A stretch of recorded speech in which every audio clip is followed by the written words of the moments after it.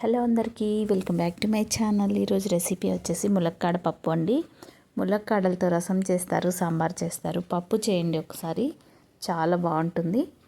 నేను చెప్పే ప్రాసెస్లో చేయండి, అమృతంలా ఉంటుంది.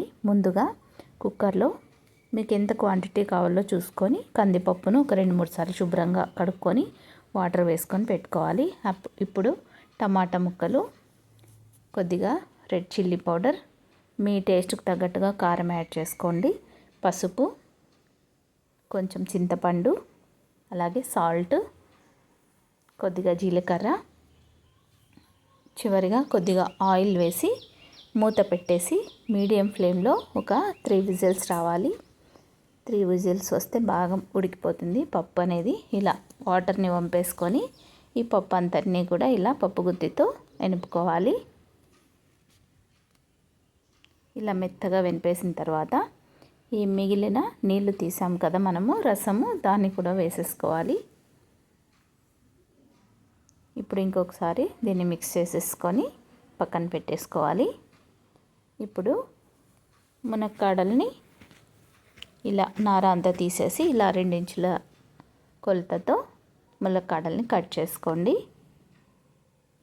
వీటిని శుభ్రంగా కడుక్కొని మనం ముందుగా వెనుపుకున్న పప్పులోకి వేసేసుకోవాలి.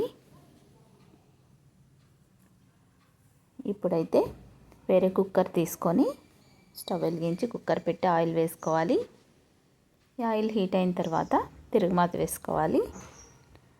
ముందుగా ఆవాలు,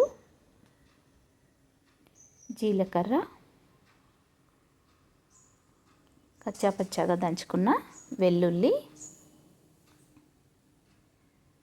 అలాగే ఉల్లిపాయ ముక్కలు, పచ్చి కరివేపాకు, ఎండుమిరపకాయలు అన్నీ కలిపి వేసేసుకొని గోల్డెన్ బ్రౌన్ కలర్ వచ్చే వరకు వేయించుకోవాలి.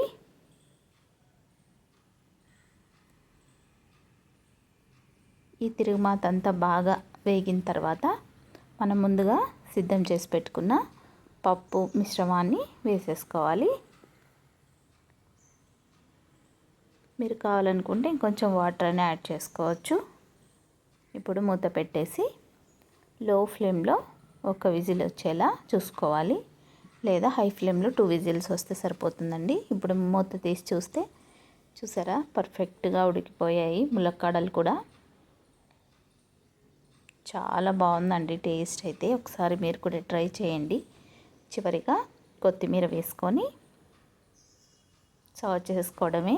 అంతేనండి, మన టేస్టీ అండ్ హెల్దీ ములక్కాడ పప్పు అయితే రెడీ అయిపోయింది. వీడియో నచ్చితే లైక్ చేయండి, షేర్ చేయండి, సబ్స్క్రైబ్ చేయండి. Thank you for watching.